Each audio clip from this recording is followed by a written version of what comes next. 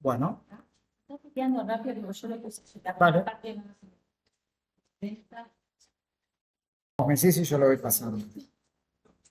Porque, bueno, un poco el objetivo de esta clase va a ser poder identificar a un paciente con ictericia a partir de conceptos claros. Básicamente, iniciamos.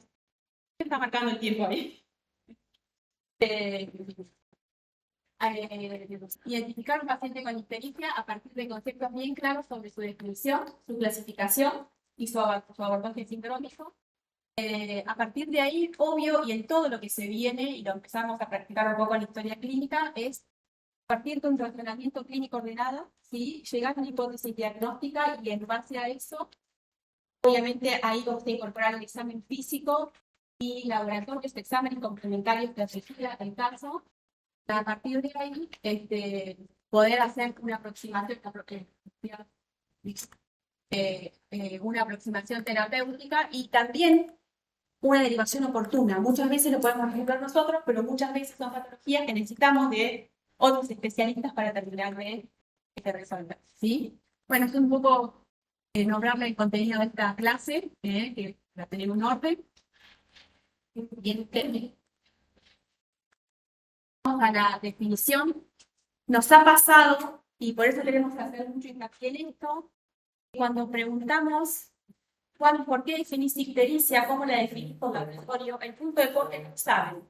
Y la verdad que uno, ahora, como dice Luis, con todo lo que podemos tener de información en el celular, muchas veces hay valores que no los tenemos que saber de memoria, ¿sí? No los tenemos que aprender así tan fácilmente, pero este es un punto de corte, digamos, que tenemos que saber, ¿sí? No podemos dudar cuando nos preguntan, ¿y por qué decís que tiene ictericia? ¿Sí? Porque cuando uno sospecha ictericia en el examen físico y lo está viendo el paciente, únicamente lo puede confirmar cuando tiene el parámetro en el laboratorio que nos dice que está en local. Para eso tenemos que saber el punto de corte, ¿sí? Entonces, definición, coloración amarillenta de la piel y de las mucosas, tendrá el aumento de los niveles de bilirrubina sérica y la concentración normal de bilirrubina es de 0,3 a 1 miligramo por decilitro. Y algunos bioquímicos me los ponen en milimoles de 5 a 17. En general, lo vemos siempre en miligramos por decilitro, ¿sí? Claro. ¿Existen los procesos clínicos? Necesito. Absolutamente. Que puedes tener una pseudoictericia, ¿sí? Así que sí, la corroborás con el laboratorio.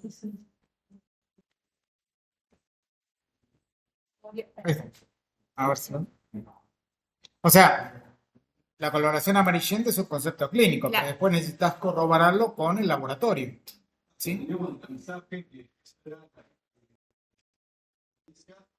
un concepto netamente clínico. El abordaje. El paciente está amarillo. Para estar ictérico tiene que estar con una bilirrubina más de, ¿sí? 1 miligramo. Necesitas una definición de bioquímica. Pero eso no depende de la persona, de qué bilirrubina va a ser. Eso depende no de la persona, sino del nivel de entrenamiento. Cuanto más entrenado estás, más bajo el punto de corte que te das cuenta que está ictérico. Yo entro a la sala y digo, todo bien, entra mi profe y dice ictericia. Porque requiere un nivel de entrenamiento, pero para que quede claro, la aproximación que te hace pedir el laboratorio es que está amarillo el paciente. Cuando está ictérico, bilirrubina alta. Ictericia es elevación de la bilirrubina. Y además, solo con la paciente histérico no puedes hacer nada. ¿Qué haces? O sea, no listo, está histérico. ¿Y qué hago? ¿A qué diagnóstico llegas? Yo un día hablo de conceptos. Está bien.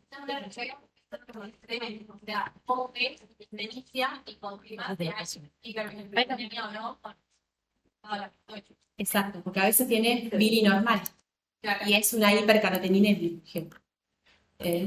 Y esto también es agudeza visual del que lo está observando, ¿sí? Por eso, siempre confirmar la ictericia examinando al paciente con test natural, ¿sí? Hay pacientes con test morena y las diagnósticas se van adaptando por la actividad de la bilirrubina y con la elastina. Y bueno, un poco esto que decía Luis, cuando supera los 2 miligramos de decilitro ya se podría manifestar clínicamente y la mayor posibilidad de reconocimiento es a partir, en general, se condice que es a partir de los 10 miligramos de decilitro. Acá hacemos la diferencia, siempre lo pensamos, ictericia con pseudoictericia, ¿sí? Hipercaroteninemia, calabaza, no piñeras escleróticas, y está esto, yo la verdad que nunca lo vi, no sé si Luis lo vio, con las malvinas, que son antipalúdicos, yo no tengo experiencia, con la fluoresceína tampoco, nunca lo he visto, pero bueno, hay que hacer diagnóstico diferencial, está en un libro, vale acá la aclaración. Acá un poco la fisiopatología, de cómo llegamos al metabolismo o sea, cómo llegamos a la formación de bilirrubina, que es a través entre el 80 y el 85% por producto de la hemoglobina, ¿sí? Esto, seguramente ustedes se acuerdan mucho más que yo de ARTI, o no sé de dónde lo leen, lo estudian. El 20% restante es por derivaje de mioglobinas, de enzimas que contienen hemo, de catalasas. El se origina en el hígado, el resto en el vaso, médula ósea y capilares. Poquito para tener un poco de recuerdo, porque esto nos va a dar pauta de dónde está la patología después. El grupo hemo, de los glóbulos rojos que están viejos, sí, acuérdense que la vida media del glóbulo rojo, ¿saben cuánto es? Sí. Bien. Pasa generalmente al sistema monocítico fagocitario, mayormente en el vaso, los macrófagos captan el glóbulo rojo, dividen la hemoglobina, la porción, digamos, de la hemoglobina en dos formas, que es la globina y la hemo. La porción hemo, por una hemo-oxigenasa, se va a dividir en hierro, es dióxido de carbono y biliverdina, y después la biliverdina, por una biliverdina reductasa, en bilirrubina, ¿sí? La globina se va a transformar en aminoácidos que después van a volver a formar proteínas que se van a reutilizar. El hierro de la porción hemo va a tener una parte que se va a ir con transferrina a la médula para reutilizarse, y una parte se va a dar como depósito en el hígado con unión a la ferritina, ¿sí? Todo esto es bien prehepático, ¿sí? La única forma que puede pasar la bilirrubina, la circulación, es la albúmina, ¿sí? Según la albúmina, entra al hepatocito, vamos a la otra. Dentro del hepatocito se separa la albúmina gracias a la unión con mayormente el ácido glucurónico por medio de esta fosfato glutamita alterasa, se transforma en bilirrubina conjugada. Y ahí puede pasar a la bilis, ¿sí? Y formar parte del llama en la vesícula biliar de la bilis, ¿sí? Junto con sal, fosfolípidos. Ahí está en condición de ser conjugado, ¿sí? Es el momento donde está, digamos, que está bien la porción hepática. Antes es bien prehepático y esto es, ¿sí? A partir de acá, tenemos bilirrubina indirecta o no conjugada, no llegó al hepatocito, no es conjugada por el ácido glucurónico, es hidrófoba y firmemente ligada a la albúmina, y por esta razón no filtra por el riñón ni aparece en el riñón, ¿sí? Esto nos va a empezar a dar la clasificación, ¿sí?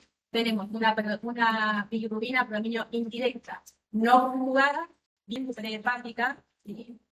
Tenemos acá muchas causas, la hemólisis por fármacos, genéticas, ¿sí? Y a su vez se dividen en muchas causas.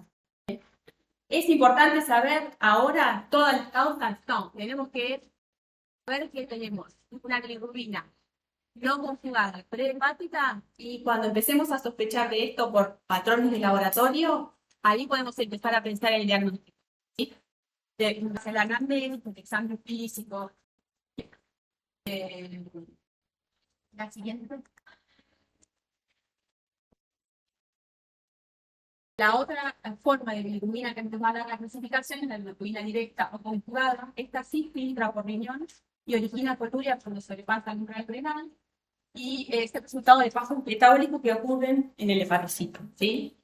Entonces, la clasificación de una bilirrubina, digamos, directa, conjugada, y las causas empiezan a ser hepáticas, ¿sí?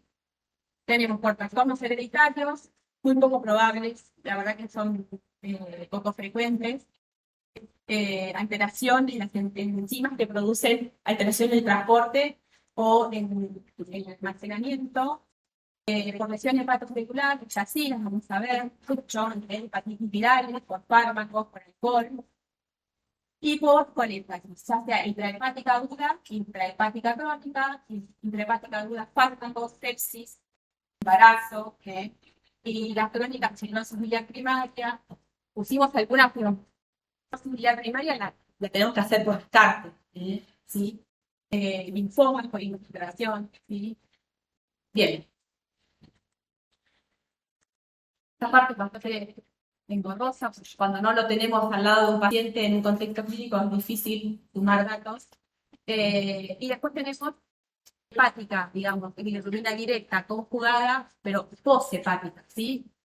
Con esta extrahepática es bien por función poshepática, coledocolitiasis, la primera que tengo que pensar, neoplasias, tumor de cabeza de páncreas, tumores de los conductos biliares o tumores de la ampolla de Bartter, ¿sí? El modelo. Entonces, unamos toda esta información para ver cómo lo podemos enfocar a un paciente. Siempre que tenemos un paciente con ictericia, descarten causas de pseudoictericia, ¿sí? Esta anamnesis y examen físico completo, orientado al interrogatorio, obviamente, y examen físico general, en base a los datos recogidos en laboratorio, si fuera necesario. En primera instancia, alguna imagen no invasiva, la eco completa de abdomen, es una herramienta muy útil, nos da muchos datos. Si a veces no nos llega a dar el diagnóstico, nos descartan muchos diagnósticos de causa de ictericia, ¿sí? El enfoque diagnóstico siempre va a ser en base a parámetros de dosaje de bilirrubina, ¿sí? Preferentemente, digamos, pensando en que pueda ser directa o indirecta y asociar esto al resto de los laboratorios, ¿sí? Y lo otro, una vez que tengamos una hipótesis diagnóstica y tengamos la confirmación, ver si vamos a hacer un tratamiento urgente, depende del diagnóstico, si necesitamos el aporte del especialista para que termine de definir. Y si es un paciente que necesita seguir estudiándolo y lo podemos terminar de definir nosotros, bueno, consulta programada para ver qué tratamiento hacemos. En general, la mayoría de estos pacientes terminamos interconsultándolo y haciendo seguimiento conjunto.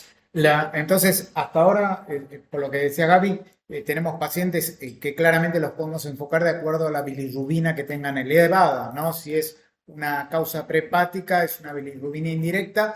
Y lo otro que yo le preguntaría a Gaby es eso, ¿no?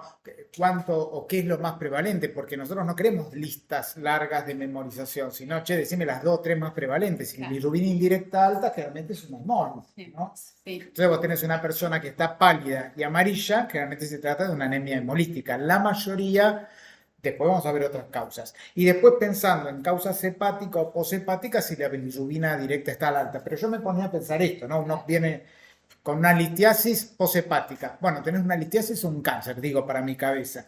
Pero imagínense cómo va a entrar el señor con el cólico biliar a un señor con un cáncer de cabeza de páncreas. Entonces, si yo les digo que hagan una lista cómo entra cada uno, probablemente uno empieza a pensar cosas que le pasa a uno. Y todos hemos tenido algún familiar con un cólico biliar, ¿no? Y las dos son poshepáticas.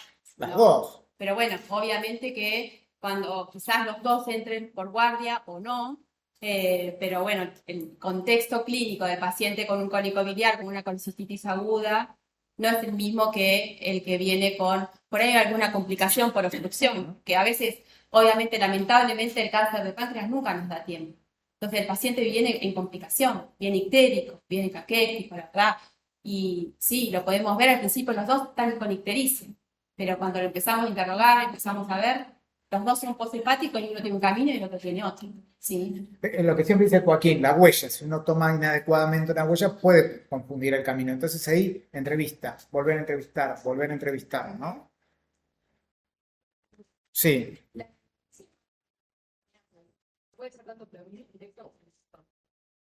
No, generalmente en la práctica es indirecto prehepática, directa es hepática o poshepática. para dividir las aguas. Después hay excepciones, sí, pero no tenemos que aprender la medicina por excepciones, sino por lo prevalente.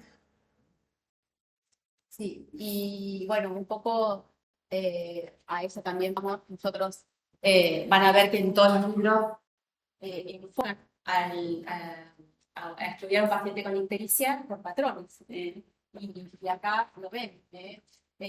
Cuando ustedes pidan en el laboratorio un paciente con ictericia, recuerden también que eso, que un hepatograma normal no descarta una patología hepática, ¿sí? Pensar en diagnósticos diferenciales de alteración del hepatograma, no todas son por causa hepática, algunas son hepáticas, algunas son fisiológicas, eso también seguramente lo han visto, el embarazo, por ejemplo, la pubertad, y no tiene que ver con causas, la pubertad es generalmente con este pico de crecimiento óseo y entonces, bueno, aumenta el examen. Miopatías, endócrinas por fármacos, ¿sí? Cuando nos ponemos a leer e interpretar el laboratorio en base a nuestro paciente, sabemos que nosotros podemos identificar los hemólisis, el hepatograma en el laboratorio, patrón de lesión hepatocelular o patrón de coléstasis, ya sea intrahepática o extrahepática.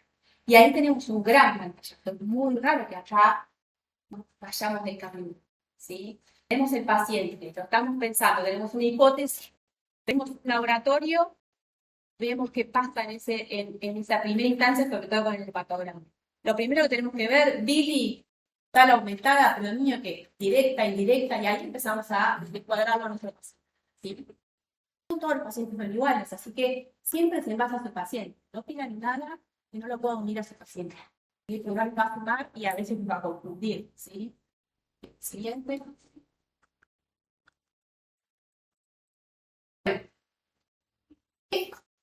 Les informan, ¿quién sabe qué les informa el hepatograma, el bioquímico del hepatograma? ¿De qué consta el hepatograma? ¿Cuál? Muy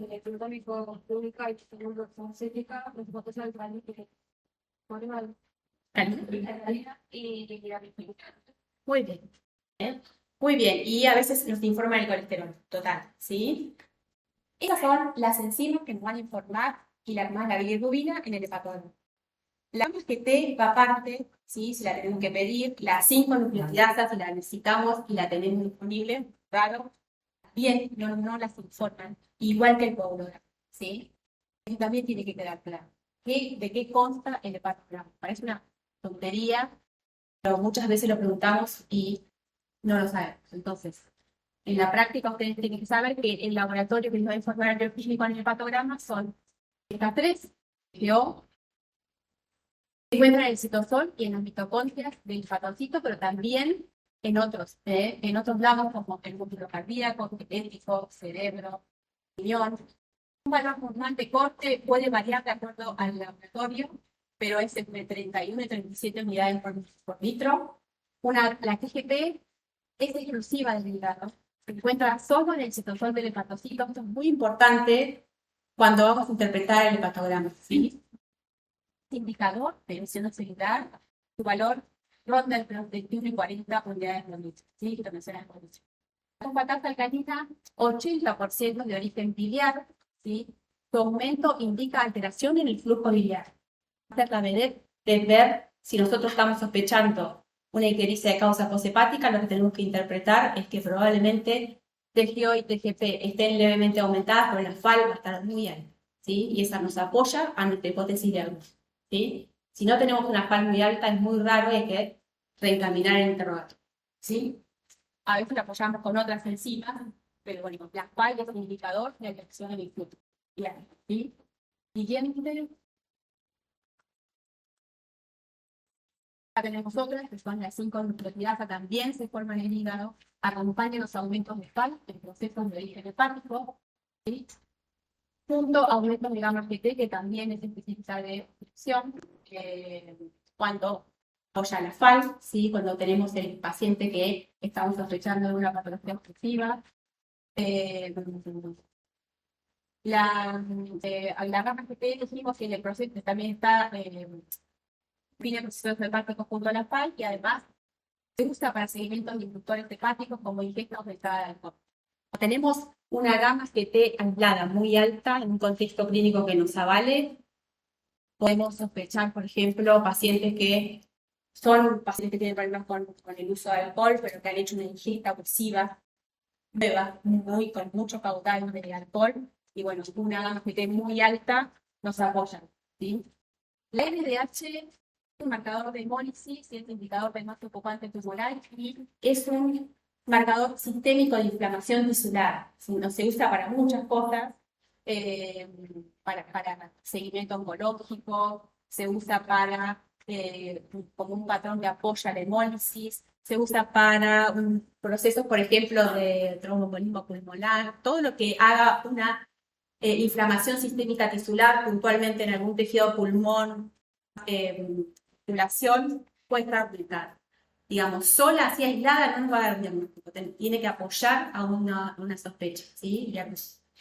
Y bueno, después tenemos el proteinograma, que nos va a dar el valor de albúmina muy importante para esto, y el tiempo de protrombina, que nos va a hablar de funcionalidad hepática y evolución, ¿sí? Perdón, pregunta de examen clásica, ¿no? ¿Cómo anda el hígado? Y uno empieza la TGP, la TGP, no, ¿cómo funciona el hígado? La TGP, no, TGP, TGOFA no es función. Esto que parece simple, es complejo no para ustedes, para todos, ¿eh? Decime cómo anda el hígado. Hay que decir el tiempo de concentración de protrombina. Groseramente nos dice si estamos con hígado o nos estamos quedando sin hígado. Entonces, cuando pedimos funciones, tiempo de concentración de protrombina, ¿no? Aparte de la albúmina, lo que pasa es que ¿qué problema tenés con la albúmina con alguien que tomó veneno hoy a la mañana? Entonces sí, bueno, dentro de... Tiene una vida media más larga. Cada 20 Perfecto. días puede ser la albúmina. Claro. Entonces, bueno, decir la guardia venga dentro de 20 días que estaremos viendo su estado general. No, no sirve para lo agudo la albúmina.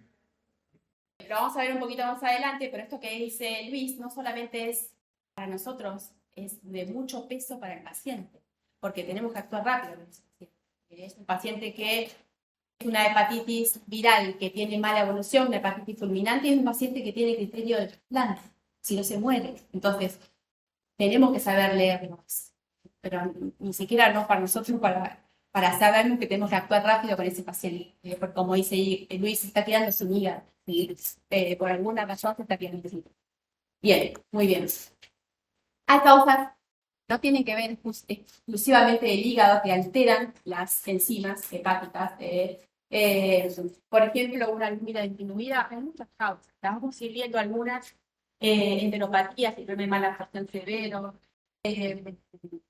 síndrome nefrótico, pérdida de proteínas por riñón, una infección severa, una cola aumentada, una enfermedad primaria del hueso, el embarazo en situaciones fisiológicas, una neoplasia, metástasis óseas, una PGO aumentada, bueno, hablamos un poquito, el infarto a veces te da un hepatograma con tejido aumentado, ¿sí? No tiene nada en el, tiene un infarto, ¿sí? Lo que está pasando es que se mueve, hay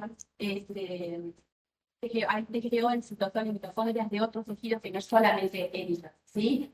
Bilirrubina intelecta aumentada, bueno, esto lo vimos por hemólisis, que es causa hepática, y tiempo de protrombina, con el uso de algunos antibióticos, con anticoagulantes orales, entera, obviamente, y como se toma la absorción, también, porque ¿qué pasa?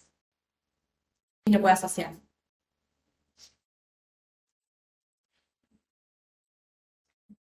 ¿Qué les ocurre? Muy bien. Bien. Bueno, seguimos. A ver, Vichy. No quiero hacer lío. Bien. Acá, ¿no? Esto para pensar así, grande, grosero, aumento de bilirrubina, igual ictericia, ¿sí? Ictericia hemolítica, rara vez excede los 5 miligramos de litro, es la predominio indirecto, y acuérdense de esto que dijo Luis, los pacientes con hemólisis, que son esos pacientes que están más pálidos que ictéricos, pero tienen una inflamación. Y esa es una de las características del síndrome hemolítico, ¿sí? Ahora después vamos a ver un poquito. Ictericia hepatocelular aumenta creciente la bilirrubina y en obstructiva aumenta, pero en algún momento hace la receta, ¿sí? Bien. Cero, ¿sí? Como para ir haciendo algunas conclusiones. Bueno, entonces. Aumentan TGO, TGP más a 10 veces el valor normal, pensar en lesión hepato, digamos, de lesión hepatocelular, ¿sí? Hepatoendosis, ¿sí? Las hepatitis virales surgieron del año del hepatocito. Y dijimos que cuál era el patrimonio del hepatocito de las dos, la TGP. Entonces, cuando más probable que tengamos enzimas altas de las dos, pero que predomine la TGP. Entonces, esto apoya a nuestra sospecha de diagnóstico. Estamos pensando en hepatitis viral. Bueno, vamos a esperar el laboratorio. El laboratorio nos va a decir que tiene 2000 de cada una, pero predominio de 2001 y 3000 la otra, y esa es la predominio de TGP. Apoya que fue, ¿sí? Cuando la TGO es mayor que TGP, pensar en hepatitis alcohólica. Si la FAL aumenta, pensar en enfermedad productiva, en coléstasis, y se confirma con gamma GT aumentada. Gamma GT aumentada sola, esto es un consumo agudo de mucho caudal de alcohol, ¿sí? Nada, son datos que uno los tiene como guía, ¿sí? LDH muy aumentada, más ictericia, y también aumentan las hepatitis tóxicas. Y dijimos que la LDH podía moverse en varias situaciones. Y el coagulograma alterado, un poquito lo que veníamos hablando recién, alerta de malnutrición. Y ahí hay que tocar, ¿sí? Perfecto.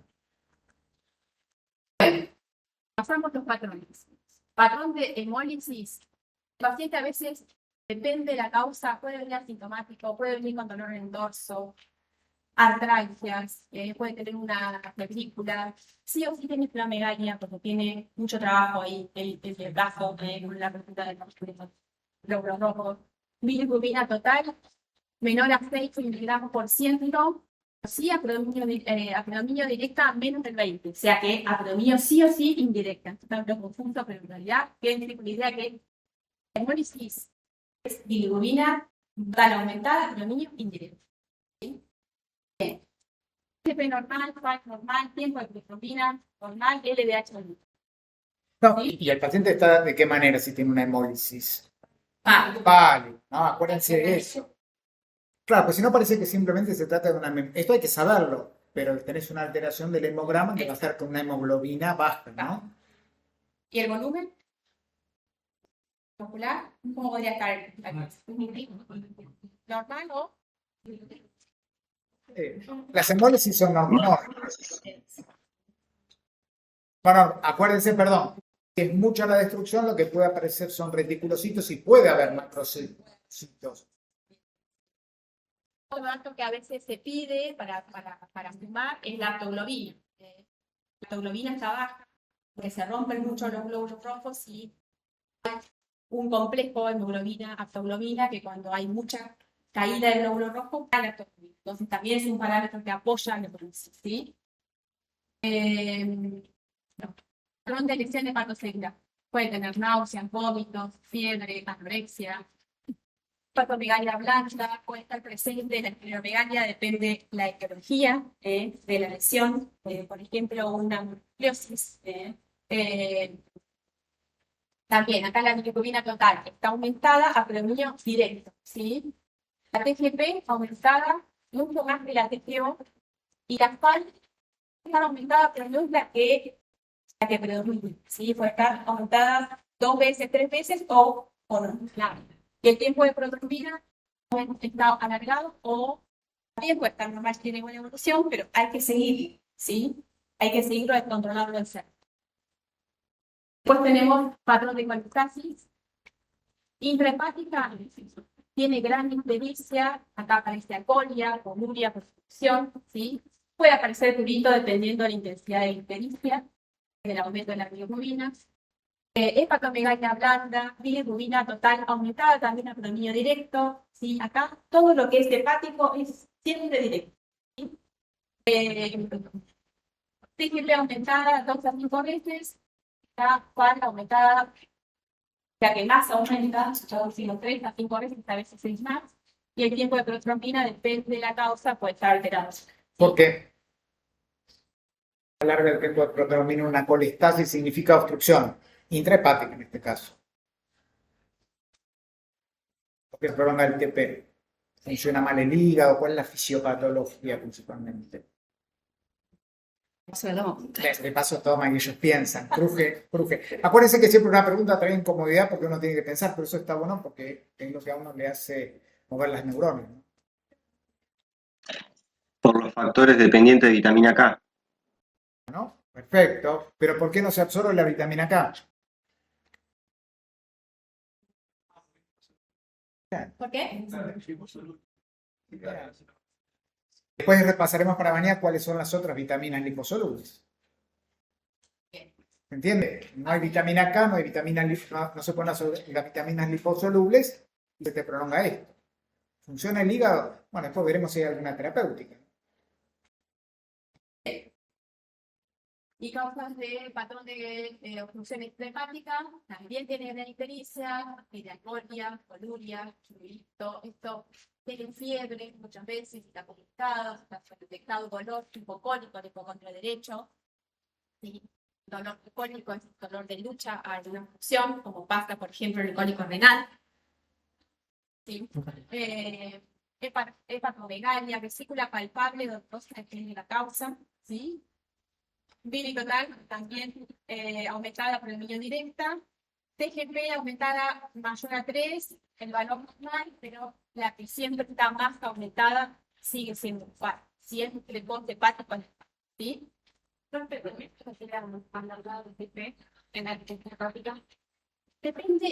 de la situación, la etiología. Perdón, cólico biliar. Claro, Muy agudo, ¿no? Cáncer de páncreas. Ahí tenemos algo subagudo crónico que sí podría alargar el TP. Acuérdense siempre de pensar en el planteo, utilizar siempre el razonamiento para ver si es posible o no, porque a veces va a pasar que vos pensás que tiene una etiología y después, cuando vas sumándole los puntos y el razonamiento, decís, claro, no es posible, pero algo agudo, todos hemos tenido a veces un cólico biliar, no te alerta, no te altera el género de concentración. ¿Por qué es una hepatomegalia blanda? patomegalia blanda es que no, o sea que está aumentada de tamaño, está al tacto, está blanda. O sea, vas a tener aumento de. En los tumores, por ejemplo. Si leen las características de la hepatomegalia en la gente, van a ver que se toma el borde, la consistencia, si se desplaza. Por ejemplo, un hígado que esté infiltrado por metástasis, vas a palpar y vas a ver que es pétreo, es duro, al tacto. Sí. Todo es utilizamos los 4 elementos para inspeccionar, palpar, percutir y escuchar, y siempre todos los sentidos lo palpás y el hígado duele, es decir, ¿el hígado duele? Bien. El hígado no duele, pero a él le duele. Lo que duele es la cápsula, acuérdense, la distensión de los órganos sólidos, y eso pasa con procesos como la insuficiencia cardíaca, que van a ver qué bueno es incorporar todo lo que aprendieron hasta acá. De eso se trata la clínica, ¿no? Y de estudio. A ver. Ahora vamos a meter toda esta información en caso clínico. Así vemos un poquito y todo esto que estuvimos viendo hasta recién vale la pena, ¿sí? Porque en realidad nosotros vamos a empezar desde acá, a terminar en todo lo que vimos recién, ¿sí? Acá tenemos un paciente masculino de 32 años, cero, nacido en Cuba. Un paciente que fue un paciente de una de nuestras docentes que estuvo hasta el año pasado, hepatóloga, que lo trajo para aplicarlo. Un paciente que tiene antecedentes de personal de importancia, respira haber comenzado hace 7 días con astenia, orines oscuras, y posteriormente se sumó prurito de ictericia inicialmente visible en escleróticas, luego que tiene sana. Y al interrogatorio dirigido, por momentos molestias a nivel del hipocondrio. El examen físico, el dato relevante del examen físico, lesiones por rascadas, atonía en el tronco, ictericia a nivel de piel y cosas, no fiebre, no flapping, no vómitos, abdomen blanco, no doloroso. Se palpa el hígado a 3 centímetros por debajo del borde costal, borde listo, de consistencia normal. No fenomegalia, no el dolor. ¿Sí? Bueno, vamos a recibir de este paciente un laboratorio. Antes de poner el laboratorio, ¿qué piensas? ¿Qué hipótesis temprana se te ocurre? Tuvieras que decirte, ¿qué te parece que tiene? Bien. 7 días de evolución. Todos los pacientes vienen cerraditos. A veces ponemos cosas como para que nos confundan. A veces pasa eso en el consultorio. ¿Todos están de acuerdo con que tiene una colestesis? ¿Sí? Pues. ¿No? Decirlo con certeza. Una patología viral, decís vos. Una hepatitis de causa viral. Podría ser. ¿Alguien piensa distinto? Acá dijeron. ¿Qué? Colestasis. Colestasis intrahepática, hepática. ¿Qué es esto? Bueno, si quieren, avanzamos con los laboratorios. ¿Qué? No te escucho. No tenés laboratorio. Dan laboratorio. Bueno, laboratorios dicen que tiene la metodología total de 7, 8, 7,8, directa 5,5.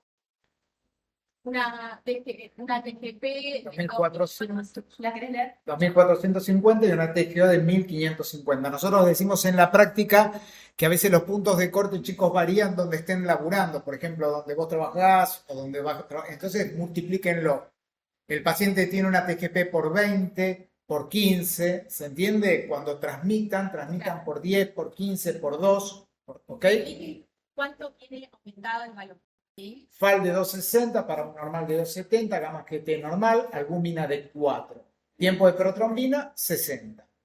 Una hemoglobina de 13, leucocitos de 7, plaquetas 180.000, una creatinina normal y tiene un antígeno S positivo, un anticuerpo positivo, IgM para A negativo, C negativo, BDRL positivo y glucemia 100. El médico que lo vio sospechó parecido a Candela, parece, ¿no? Una lesión hepatocelular, ¿sí? Por algo viral. Está bien, nos faltan datos, pero acá nosotros no lo vimos al paciente, no lo terminamos de interrogar. Tenemos acá un recuento cortito de su situación clínica, pero el patrón, el hepatograma, ¿a dónde nos lleva? A una lesión hepatocelular. ¿Sí? Un patrón de lesión hepatocelular. Aumentada la glicina, abdominio directo, con una relación TGP mayor que TGO, más de 10 veces aumentada las enzimas, ¿sí?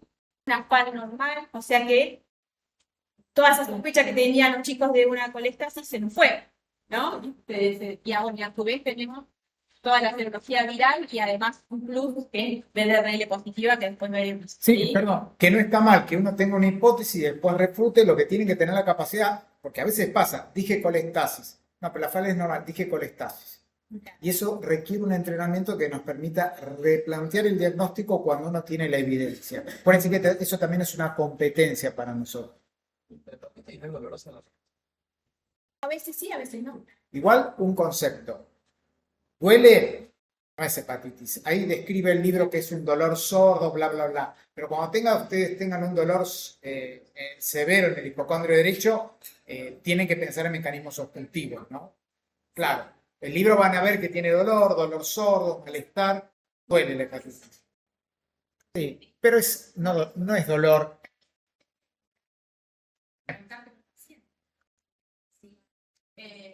Sí, obviamente no hay una discusión de que si un paciente está obstruido, en algún momento te va a resentir el dolor hipocónico y cuando lo toquen, lo revisen, vas a tener un positivo, vas a tener los datos de obstrucción para señalar. ¿Sí? Que probablemente este paciente no lo tenga. Bueno, la ecografía apoyaba un poco porque no tenía vía biliar dilatada, no tenía cálculo, no tenía nada que apoyar a eso. ¿Sí? ¿Qué debemos tener en cuenta cuando vemos una alteración en el hepatograma? Esto para todo, ¿sí? El valor absoluto de la transaminasa es consciente en brecha, ¿sí? En este caso, ¿sí? Es mayor a 10 veces, mayormente lesión hepatocelular, es lo que tenemos ante el paciente, ¿sí? Tratamiento del tiempo de las enzimas y su relación con el resto de las determinaciones que quedan, tanto del hepatograma como de otros, ¿sí? Otro caso, este es un paciente, porque ahí vamos a poner, para cerrar, con Leticia otra vez. ¿Ves? Sí. ¿sí? Este paciente tiene una lesión hepatocelular candela, CGP mayor prestigio, BINI, abdominio directa, FAN ligeramente aumentada, pero no es la de la izquierda, y un tiempo de protrombina que hay que controlar. Este paciente tenía 60, estaba ahí en el límite, pero este paciente hay que seguirlo, ¿sí? Hay que volverle a controlar el tiempo de protrombina para ver la clínica y su evolución funcional, ¿sí? Pero acá tenemos a José. No, visitó a su médico de cabecera luego de la temporada para control anual de salud, tiene antecedentes de hipertensión controlada, medicado con los sartán 50 miligramos día, cumple con las indicaciones médicas y tiene una vida saludable. Luego de la pandemia cuenta que le costó mucho recuperarse económicamente, está muy estresado, es el sustento de su familia. Permaneció un largo tiempo charlando sobre la angustia que tuvo y tiene aún con toda esta situación. S7, peso 70, tasa 170. Sí. Pandemia, intra y post pandemia, pero cuando el médico de cabecera pide su laboratorio de rutina, los lee, que a mí me parece muy bien, son de los pacientes, no me gusta que le haga, a mí me parece que está bien. Y lo que tiene, bilirrubina total de 22, pero predominio indirecta. Indirecta, ¿sí? Y todo el resto del laboratorio y su examen físico es normal. Entonces, puede tener este paciente. Tiene bilirrubina indirecta. Y dijimos una de las primeras causas era la hemólisis y la ictericia. Pero este parece que está bastante bien. Tiene Tal. todo eso. ¿Sí? Muy alta la bilirrubina total, muy grosera, generalmente es menor, pero sí es apremia indirecta y todo el resto del laboratorio, enzimas, el resto del laboratorio en general, el paciente. A veces pueden tener un límite ictérico, depende del momento acá. Por ejemplo, si tuviera esto, lo podemos ver en ese momento si está ictérico. Señor. A ver, sigamos. Perdón, no escuché. Enfermedad textil.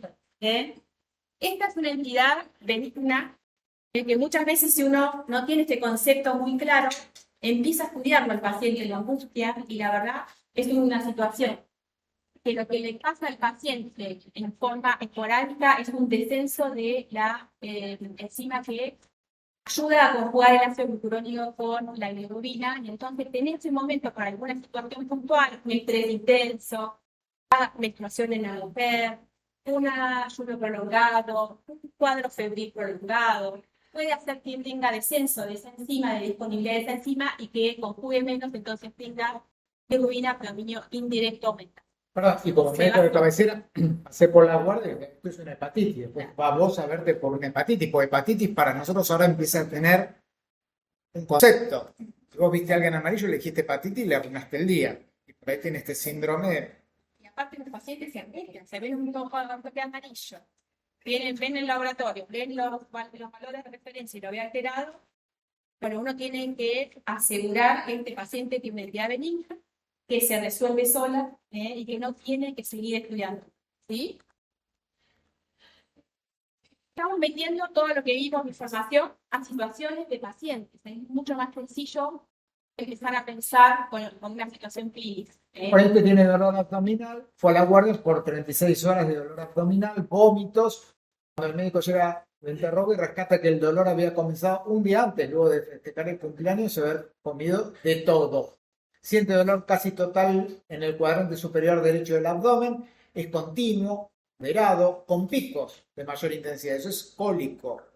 Ella cree haber tenido fiebre porque ha tenido sudoración, pero no tiene termómetro para registrarlo. Los vómitos han sido primero de contenido alimentario y cuando tengo que ingerir algo vuelven y con el dolor, y con dolor. Al ingreso, bien la presión, no tiene fiebre, peso de 95 kilos, pero tiene un tinte ictérico. Durante el examen cuenta que tuvo deposiciones normales hasta cuando comenzó con los síntomas y fueron luego más claras y blandas. El médico continúa examinando y describe que está bien la auscultación, está bien la respiración, un abdomen blando a la palpación superficial, pero tiene un dolor localizado a la palpación profunda en hipocondrio derecho y epigastrio. Signo de Murphy francamente positivo. Hígado se palpa con respiración profunda, homogéneo, no doloroso. Tras que termina de revisarla, Juana le cuenta que tiene hipertensión y que tiene colesterol alto y que toma medicación para ambos. Está asustada Pero dice que por suerte tiene 4 hijas que la conocen. Colecistitis, profe. Muy bien. Así ponemos datos, porque lleno de información acá. Por lo del signo de Murphy, más que nada. Muy bien, por el Positivo. cólico, muy bien. Vamos a pensar, vamos a ver qué nos dice, pero supongo que está bien grupeado. Mujer multípara, con transgresión alimentaria, con un abdomen agudo, ¿sí? En un contexto de una situación puntual, ¿sí? Apoya mucho a que sea. Tiene un dolor que es muy característico, podríamos interrogarlo mejor nosotros si lo tenemos a la paciente enfrente, pero este sí es un dolor que está, pero que a su vez hay momentos que hace bien hipocórdico, bien de función. Tenemos un laboratorio que movió un poco los blancos, tiene 12.000, apolominio de neutrófilos, tiene una PGO normal, una PGP que está por 3, más o menos, pero tiene una FAL que tiene 600, una BI 20 miligramos por ciento. Tiempo prolongado, levemente el tiempo de protrombina y una milasa de 60, valor normal hasta 137. Nos sirve la clase.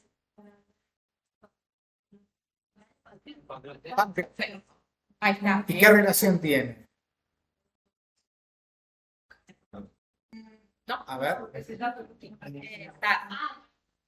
Sí, puede pasar que algún cálculo vaya, sí, y entonces también la una pancreatitis y a veces tenemos una amilasa aumentada y este paciente además tiene que correr cirujano. O sea, a veces podemos tener una pancreatitis y decir, bueno, adentro la hidrato, le da antibióticos y la espero. Este paciente, si tuviera una amilasa, nos apura un poquito más, ¿sí? Una ecografía, Vamos a poner una ecografía.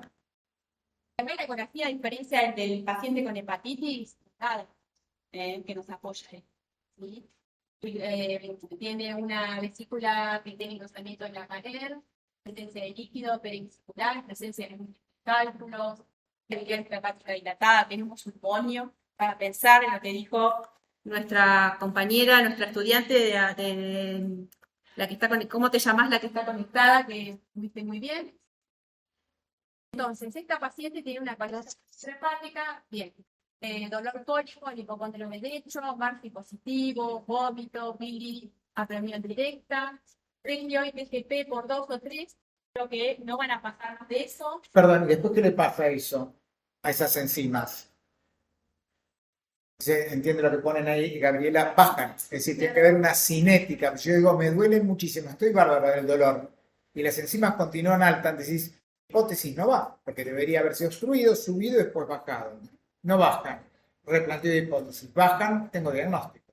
Sí, pero y a esto... su vez nos aporta efectos, una Claro. FAL, y bueno, tendríamos ahí una gama GT para apoyarlo y ahí ya tenemos. Si bajan, descarto. alguna otra cosa. No, no es que descartás, afirmás tu concepto. Yo creo que una obstrucción fue transitoria, calmó el dolor, migró el cálculo o pasó a la vesícula o pasó por la vía biliar y las enzimas tienen que bajar. Pero a veces pasan que no bajan. Entonces no es que vos estás en desacuerdo, porque decís, che, ¿por qué esto no mejora? Y aparece una pregunta. A veces no tenemos todas las respuestas. Lo que no tiene que pasar es que continúen antes y vos decís, ¿qué pasó? No, eso lo ponemos abajo de la carpeta y no lo ven. Se analizan el paciente, la evolución y los análisis que tienen que venir, cuál la hipótesis que planteamos. Y acá un poco va de la mano, nosotros siempre tenemos que hacer examen físico, porque hay mucho para buscar el paciente. Además de como dijimos desde el principio del objetivo, tener una anamnesis espontánea, digamos, una anamnesis que el paciente, una enfermedad cual el paciente la va a contar y después nosotros vamos a redirigir en base a la hipótesis que estamos pensando cuando el paciente nos cuenta. Después tenemos que corroborar y sumarle datos de semiología. Buscar signos de rascado, signos de signos de patología crónica, de la Spiders, de la lactasia, de la enzima, el tema del mar. Sí. Es aumento de la nariz. Pacientes que tienen problemas con el uso de alcohol, realmente, y nos van a ver muy característicos. Sensible. no específico. Exacto. Rinofima, tomás algo, no es así. No ¿Sí? siempre, Pero pero bueno. aporta al diagnóstico, a la sospecha. ¿Sí? Ya van a ver, perdón, mucho de esto van a ver en el hospital, por eso está muy importante que vean todo esto, porque van a ver mucha actividad y mucho alcoholismo. Gente pobre, profesionales, altos cargos jerárquicos, directores de empresas. Acuérdense de esto porque realmente esto no se ve en algunos hospitales, en nuestro se ve mucho y te permite entrenarte para la vida diaria. Hay mucho alcoholismo. Sí, cuanto más datos semiológicos uno tenga en su haber, más le va a aportar a su hipótesis. ¿Sí? Porque no da lo mismo que yo lo mire el paciente, lo mire o que, digamos, o que lo vea Luis, que está todos los días en el hospital, que tenga hasta mucha más sensibilidad para detectar millones de signos, sobre todo semiológicos, con muy marcados, que nos va a dar mucha riqueza a su interpretación. Distribución femenina del vello, ¿sí? Pubiano en los varones, circulación colateral, salta y asmas en párpados. La piel y la primera infección del paciente, cuando la podemos observar y sabemos si tenemos contenido, digamos, de haber visto. Sistema linfoganglionar, adenovirales, ¿sí? Que son ganglios de 1 centímetros, ¿sí? Que están en el 2 de tamaño. Nos pueden dar datos, ya lo vamos a ver, cuando veamos, hay un solo seminario de adenopatías, o sea que ahí tenemos para pensar en muchas patologías. Aumento del tamaño del hígado, hepatomegalia, puede ser doloroso, puede ser blando, una hepatitis viral, que sea doloroso, duro al tacto, pétreo, pensar en el grosero, ¿no? Metástasis. Medicina no siempre todo está en escrito, pero bueno, nos da una utilización. No da lo mismo palpar un hígado blando que palpar una piel, ¿sí? Ya lo van a ver, lo van a poder presenciar. Un hígado de gran tamaño asociado a ictericia, bueno, metástasis, abscesos hepáticos, de consistencia firme, de borde piloto, pensar en las etapas iniciales de la cirrosis, cuando se asocia a citis, signo del témpano, ya lo vamos a ver en seriología un poquito más adelante. El cubito. La vesícula y vaso, la vesícula palpable con dolor, pensar en una colecitis aguda,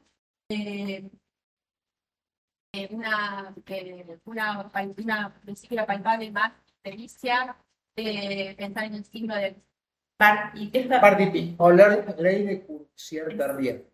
Toda vesícula distendida, palpable, hay que pensar en una neoplasia de cabeza de tronco. Pero como el señor nunca sabe si tiene un cáncer, está muy adelgazado, a veces lo ves tangencialmente y le ves en el hipocondrio derecho, es esa cosa que tiene tumoral ahí, es la vesícula. Y ese se llama signo de Bardy-Pick o ley de Courvoisier-Terrier. No es tan así, pero lo que sí tenés seguro es que algo obstruyó la viabilidad y la vesícula está hidrópica, llena de agua. Y muchas veces, ustedes lo van a ver, también lo van a vivir, que ahora los exámenes complementarios, la tecnología, las imágenes nos invaden un poco toda esta parte de la semiología rica, que antes se pasaba mucho tiempo el médico haciendo solo semiología, pero no tenía otra cosa. No, podría decir igual que los estudios complementarios lo evitan, pero ¿cuántas veces hemos tenido el estudio complementario sin hipótesis? Y viene el paciente y dice, acá está todo. Sin historia clínica, estás en un problema. El vaso normalmente no se palpa, ¿sí? Cuando lo palpamos, sobre todo el tamaño, ¿sí? Esplenomegalia, ictericia, una hemólisis, o también puede ser acá en el cuadro celular, ¿sí? Omégalo, una esplenomegalia masiva, que sale un linfoma, infiltración, un síndrome proliferativo, amiloidosis, la verdad, es menos probable, pero bueno, nada, descarte, qué sé yo.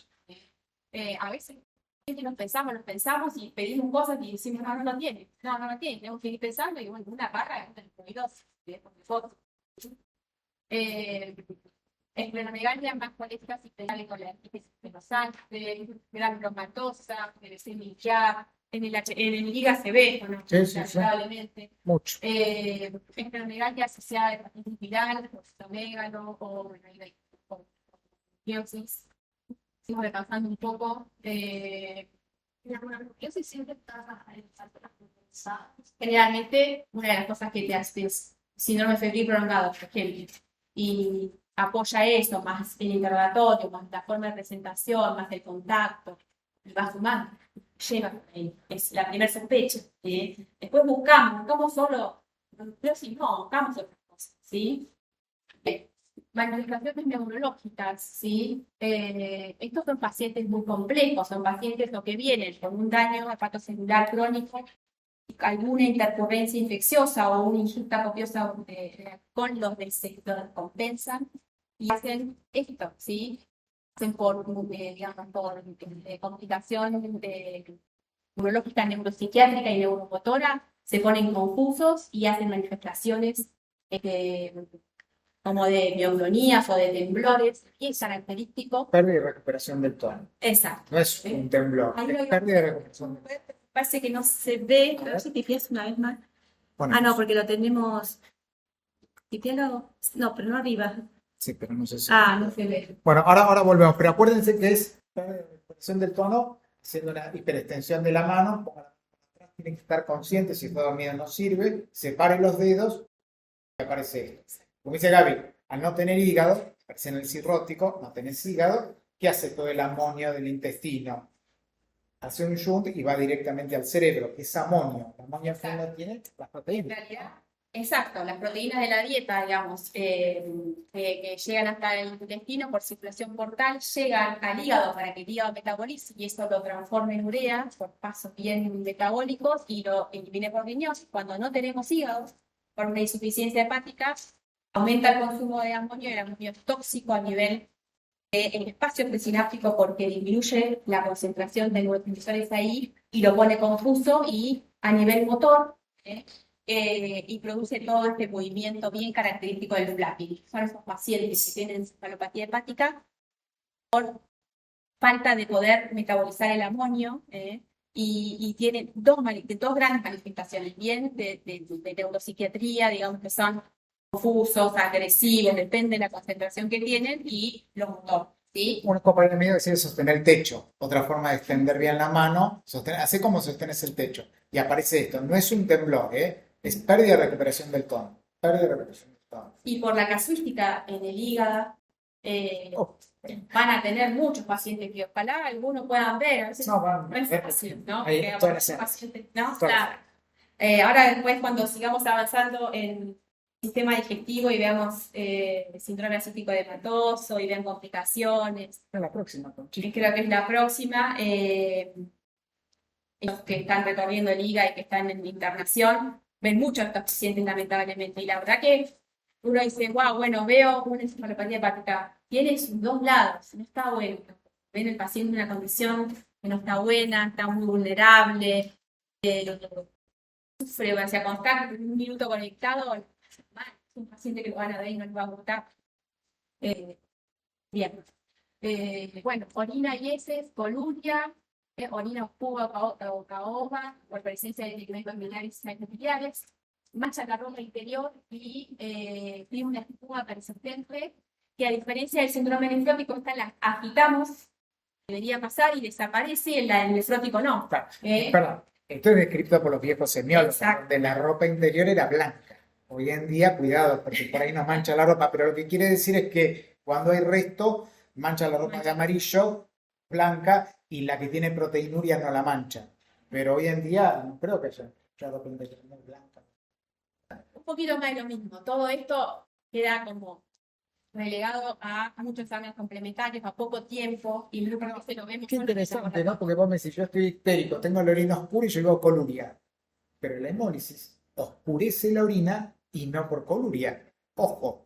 Y entonces uno se lleva puesto y dice, no, esta es poshepática porque oscurece la orina, es bilirrubina directa. Y oscurecí la orina porque tengo hemoglobinuria. ¿Se entiende? Entonces, ojo, cuando digamos, esta orina oscura es coluria. Dice el laboratorio, coluria, te dije. No.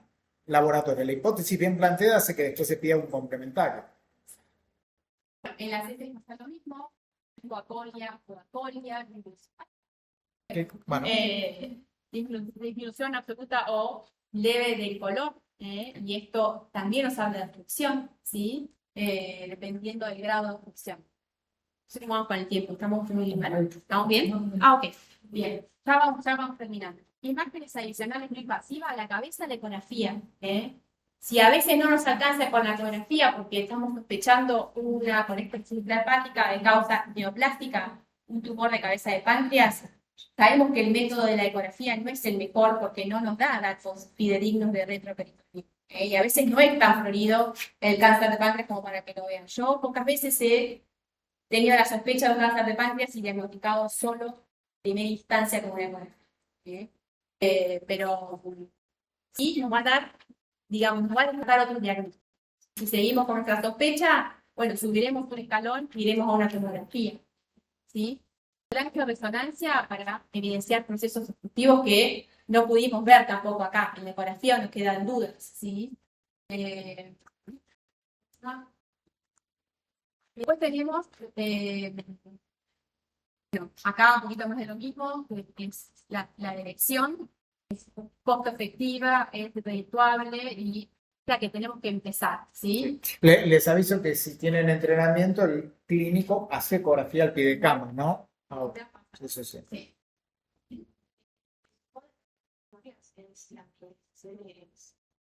Sí, puede tener alteraciones en esto de milasa.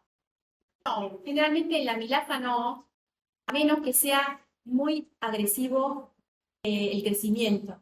Y entonces por obstrucción, igual, por ejemplo, un paciente que hace un debut diabético y no tenés causa, ojo, porque puede ser un paciente que haya tenido una evolución muy agresiva o cáncer de páncreas. Debuta en la guardia con Exacto. citoacidosis, un adulto, hay que ir a ver. Sí.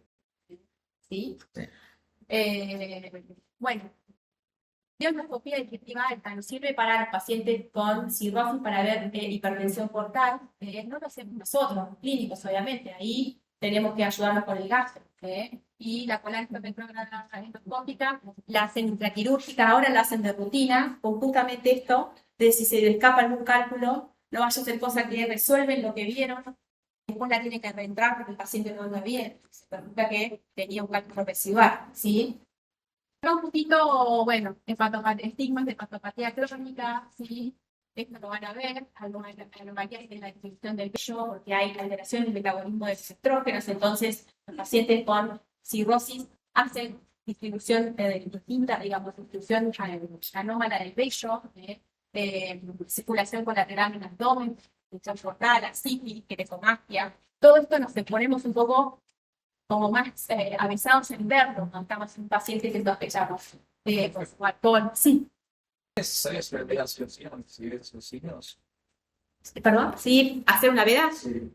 Sí. Muchas veces sí, porque eso te va a dar cosas, ¿sí? O sea, evolución del paciente y cómo lo vas a tratar. Muchas veces tratas solo con tratamiento conservador y a veces no necesitas Sospecha hipertensión portal, ¿no? hipertensión Porque portal. estos pacientes se mueren de hemorragia digestiva. Es. Entonces, espero a que sangre. Muchos hacen un sangrado de plata clínica y se mueren, o puede ingresar. Tiene una varice no rota y yo puedo trabajar sobre esa varice. Es preventivo, si hay hipertensión portal, endoscopía de rutina. Haya o no sangrado. Sí, hay que hacerlo. Sí. La haces después, sí. Diagnóstica y terapéutica. Exacto. Yo después de todo estoy largando sangre por la boca. Se llama epimesis. Y después yo tengo que determinar si es por una varice o un remedio. Y si es una úlcera, pero un borracho puede tener una úlcera. Entonces necesito la endoscopía diagnóstica y terapéutica. Para una úlcera o un remedio, para la varice que está sangrando, otro remedio. Endoscopía de urgencia. Y además, mira, hace poquito yo tuve un paciente que no tiene diagnóstico de cirrosis, no consume alcohol y está muy controlado porque es un diabético con daño de órgano blanco, con daño renal específico y tenía un hemograma reciente de 42 de hematocrito. Lo ve el nefrólogo, le hace un hemograma a los 3 meses, 4 meses, aparte de lo que tenía de base, 10 puntos de caída del hematocrito. El paciente no tenía nada. No refería nada, no tuvo ni hematemesis, no vio melena, no vio nada. Bueno, terminó con en todo su recorrido, endoscopía digestiva alta, varices esofágicas. ¿Qué causa tienen? La estamos estudiando. Es un paciente que no lo vimos sangrar, le cayó 10 puntos el hematocrito, lo recuperó solo, y le hicieron tratamiento conservador ahora porque no tenemos diagnóstico. Entonces, no todo hay que tirarse de cabeza de que es un cirrótico. ¿Es un paciente de libro? No, la verdad que no. Yo me tengo que sentar a estudiar qué tiene, porque no sé qué tiene. Lo va a ver el patólogo ahora y se va a poner un poco más fino. ¿Qué decías de los ganglios? Encontramos ganglios en el hueco supraclavicular, derecho e izquierdo, siempre patológicos. Izquierdo, vayan a pensar en algo de tubo digestivo primero. Y páncreas, el primero a la cabeza. Y esto, lamentablemente, a veces lo vemos, lo observamos, ¿sí? Acá tenemos el síndrome hemolítico, para ir terminando. El drenaje. Cuando hablamos Dicho, nombre, pero que son epónimos, no hay que saberlos de memoria. Sí saber que es un sitio de drenaje de tubo digestivo, ¿no? No importa el nombre propio. Bueno, pericia.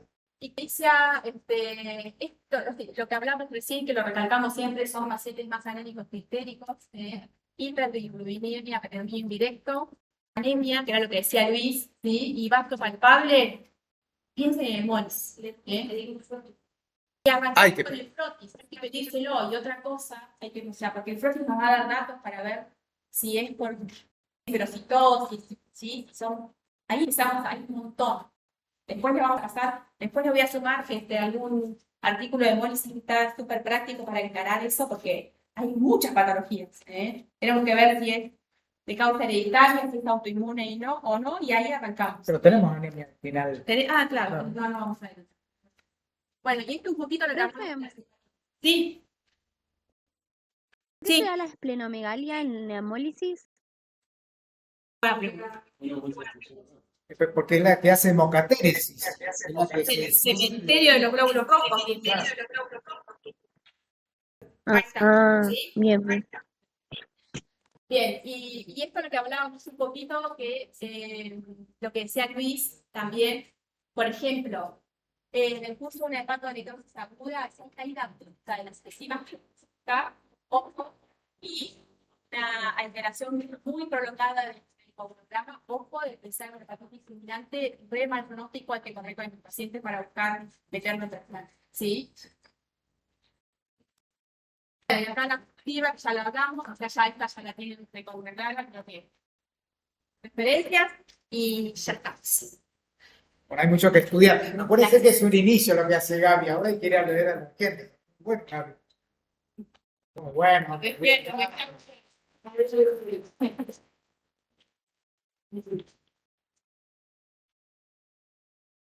Bueno, nada, después lo iremos hablando en el laboratorio. Yo lo subo hoy a la tarde. Mucho. Mucho, ¿no? No, pero estaba bueno.